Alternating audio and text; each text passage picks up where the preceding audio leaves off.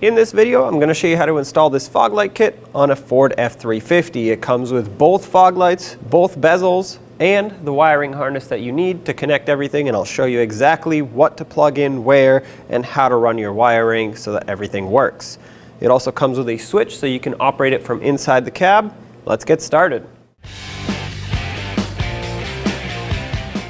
Now to start, you can turn the steering wheel to one way or the other so you can get enough clearance to work here. This bracket is going to be held on with 4 13mm headed bolts. Let's remove all 4 and then pull the bracket off.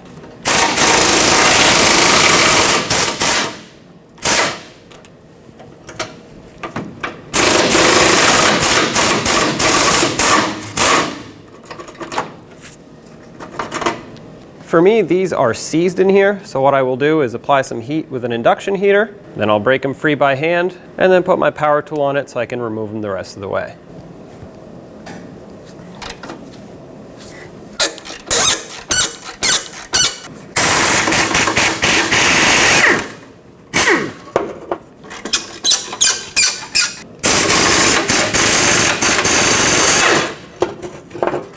Take that bracket out.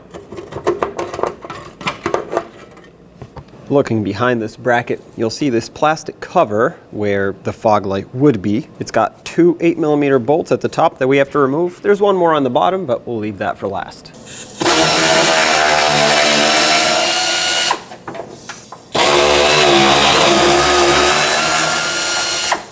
On the bottom, you'll see the last 8mm headed bolt. Remove this as well.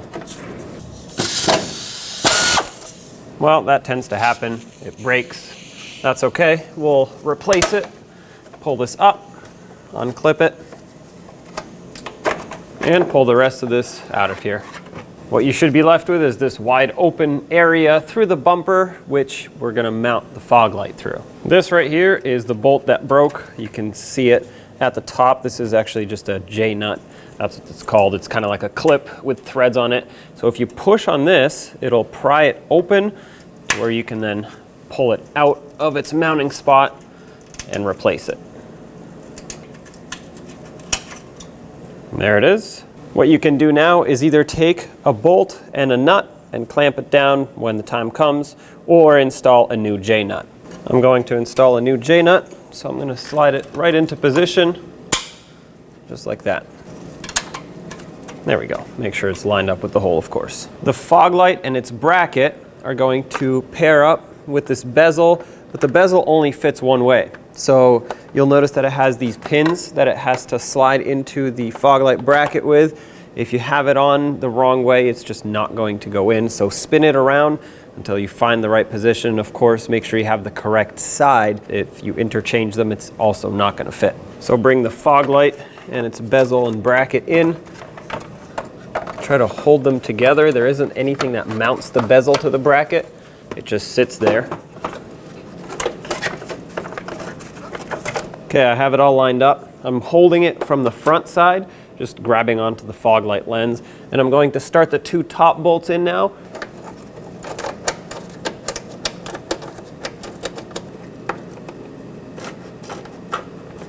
With them in, snug them up a little bit so that they stay secured.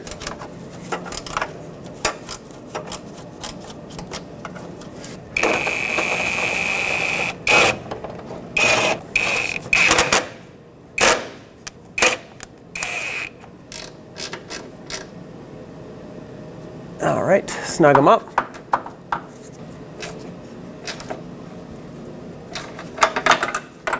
These bolts clamp onto a sleeve that has a rubber bushing on it, as you can see. So once that starts to squish, this is plenty tight. Mine are good, everything's lined up, so I'm gonna move to the lower bolt now. Time to install my lower bolt. It goes right through this grommet here.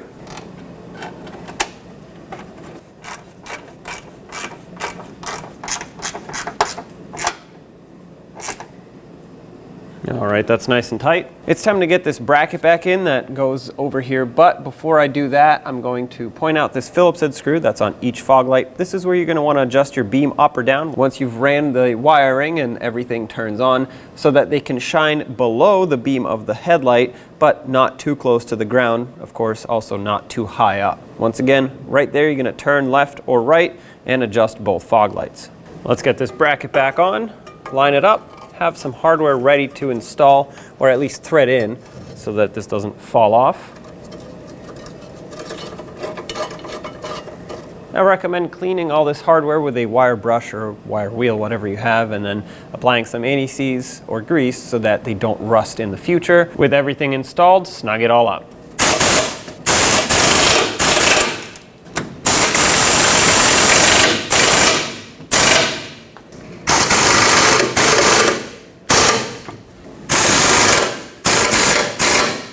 All right, that's installed. Do the same on the other side. All right, let's talk a little bit about the wiring in question. So here we have the main relay that is going to control everything. Off of it will feed a bunch of different wires. First off, we have the main ground for the whole circuit. It's just a short wire, black wire. This is going to get connected to a ground on the chassis, on the cab of the vehicle, or directly to the battery. This is our main power wire, fused, and this is going to get connected directly to the positive terminal on the battery. So we can set these aside. Then we have a white wire, which will continue pretty far, all the way to this green connector. Now this green connector also has two other wires on it because this actually connects to the switch inside. That switch needs power for itself. It has a little light that lights up when it's on, so it needs power and ground, which is why it has a red wire and a black wire for power and ground, and the white is just the signal for the relay to turn on and off. Now when it does turn on, you have this wire that is wrapped and weatherproofed because this is what feeds the two fog lights with the two plugs. So this will run along the front bumper. This will be mounted in the engine bay near the battery with these two wires connected to the battery. And this white wire will have to feed through the firewall into the cab of the truck and mount the switch on the end of it on that green connector. So let's start by running the wire down to the fog lights. Then we'll mount this and connect everything, and then we'll work our way into the cab. We're right behind the passenger side headlight here. I'm going to feed these wires down that go to the fog lights, and you want to make sure that they run along the front radiator support and down behind the fog light. You don't want them to get caught in the fan or anything like that, so run them as far away as possible.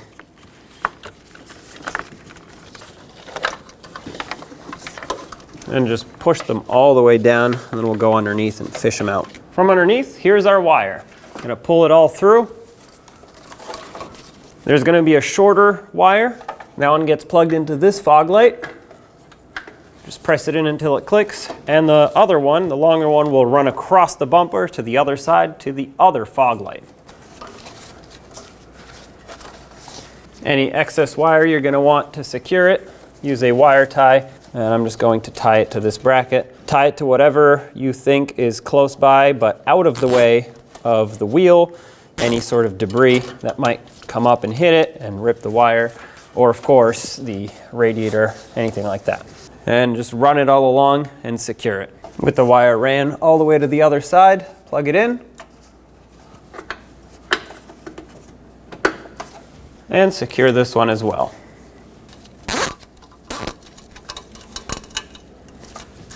Back up top, let's grab our wiring harness and just route things in the general direction that they need to go in so that we can keep things neat and not tangled up. The relay, this is about as high as it's going to come up, so I'm going to mount it right over here, and then I can also ground it here. We'll run the power wire to the positive, which is this side of the battery. Now this truck has a plow on it, so it's got a bunch of other extra wiring here. I have to kind of work around all this wiring. I see a hole right here. Looks like that used to be a ground of some sort, and something used to be mounted there, so I'm actually going to reuse that. For you, you can drill a hole, or you could wire tie it to something, whatever you have to do to secure all of your wiring. I'm also going to tie the fuse to the relay with a wire tie. That way things stay nice and organized and clean.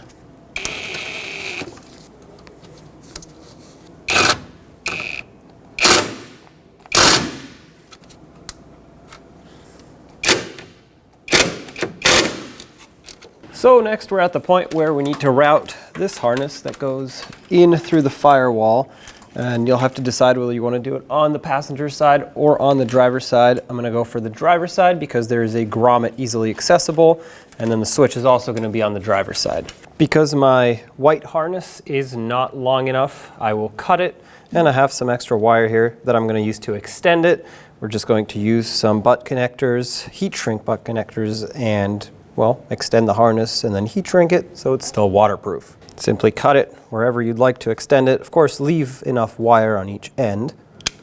Strip off the insulation. Do this to both ends. And then we'll do this to the wire that we're going to use. Personally, I like to take the end and fold it over itself. This is going to give the connector a little bit extra wire to grip onto. Slide it over.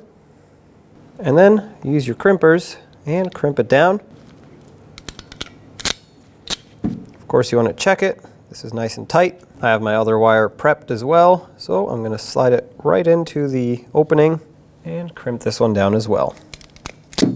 Now you could use a heat gun or a lighter of some sort, but if you use an open flame like a lighter, of course, make sure nothing around you is going to ignite, and make sure you don't completely melt the wire or the heat shrink.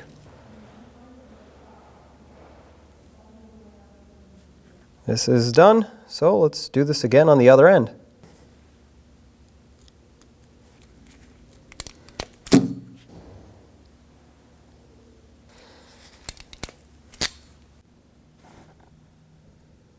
All right, we got our wire extended, so let's run it into the cab. I'm going to run my wire close to the firewall, and of course wire tied out of the way by the battery. I'm going to make sure I route it away from any main power wires that need to be disconnected regularly for service.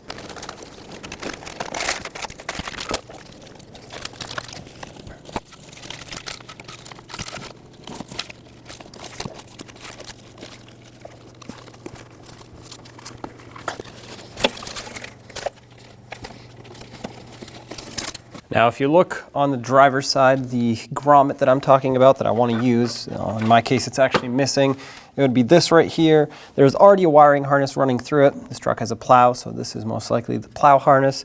I'm going to use that hole in the firewall. If yours just has a grommet, that would be best. I'm going to actually tuck this wire into the existing wire loom. That way it's protected. And for you, you would just pop the grommet out, slide this through, and then put the grommet back on.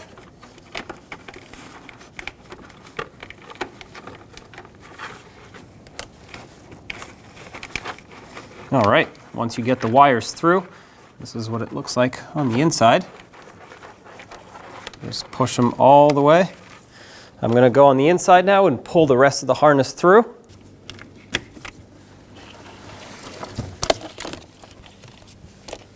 All right, that is perfectly seated in there. So like I said, I'm going to take this wire and tuck it into this wire loom.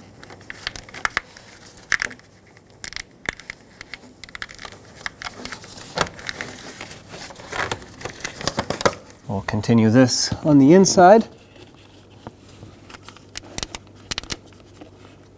Now you'll want to find a spot for your switch. It's got double-sided tape on the back. At this point you could put it wherever you'd prefer to put it. I'm going to glue it right over here. I like it as close to the headlight switch as possible. So I'm going to clean the surface, stick it, and the advantage with that is I can run the wire behind this knee panel over here so it's out of the way. Peel off the sticker, and we'll glue it right over here. Tuck the wire out of the way.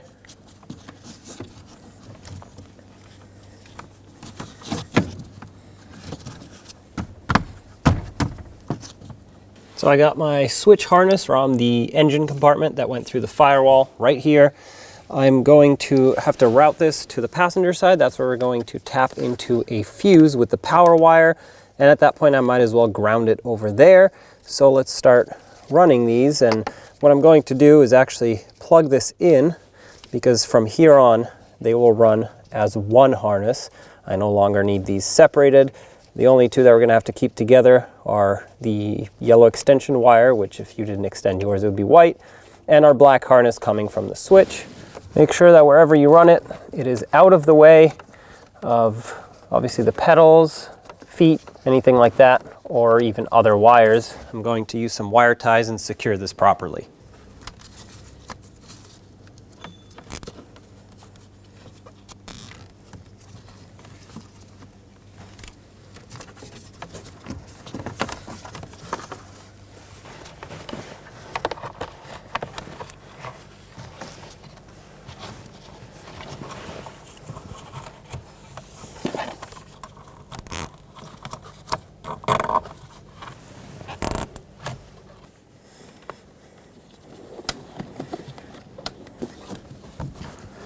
So we made it all the way to the passenger side.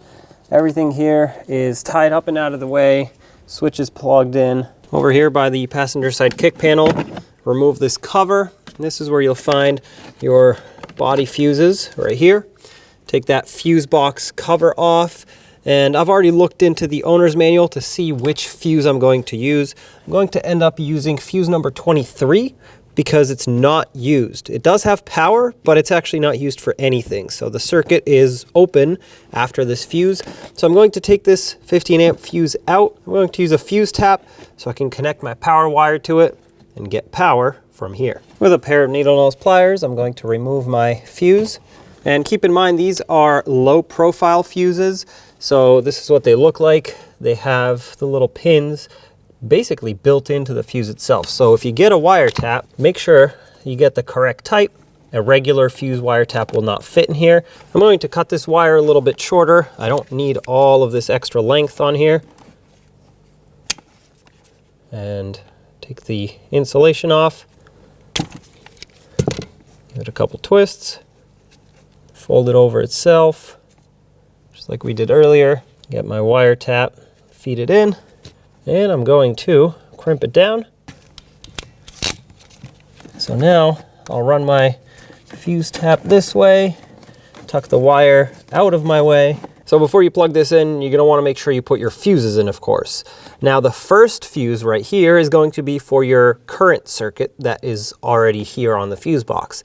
This second slot is right next to the wire that comes out for our fuse tap, and that is for our circuit. Because I don't have an active circuit on here, I'm just going to take this existing fuse and use it for my own circuit. If you had a circuit, or if you were tapping into a fuse that was actively used by something, you would of course put the original fuse in here and your own fuse in your own circuit. And then you take your fuse tap and you slide it right into that slot. That wiring out of the way. Now keep in mind, after you do this, it is possible that this cover may not fit like it used to, but just do your best to resecure it, even if it's partially resecured. And over this, put the larger cover, resecure that. To ground our circuit, here's my ground wire. I have this bolt right here. It's actually just a screw, and I want to use this because it's out of the way, it's right where the wire is, and it is actually connected to ground. Basically, this is the part of the dash support, just a little bracket that supports this piece of plastic, but it is grounded. So take a 7mm wrench or socket. Let's loosen this screw, and because this is slotted, we can just slip it right in, tighten it back up, and off we go.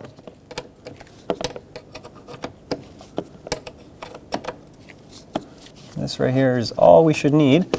Slip it in and tighten this back up.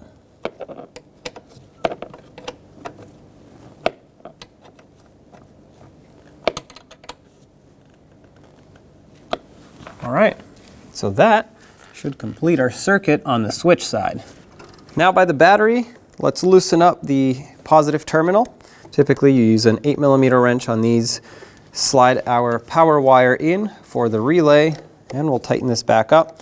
I'm putting it on the bolt side, or the head of the bolt, I guess, just because I don't want it in the way of the mounting nut here. I'm going to snug this up. That's plenty tight, can't spin this around. Now the switch should light up red. It is a good idea to wire it into accessory power, but this small red LED is the only thing that's going to ever stay on, and this is nothing for the battery. So, having said that, let's tap the switch, and there we go. And that completes our fog light installation. When only the best will do, demand TRQ. The only company that lets you view before you do. TRQ is committed to offering the highest quality aftermarket auto parts that are engineered for peace of mind. Thanks for using and viewing with TRQ.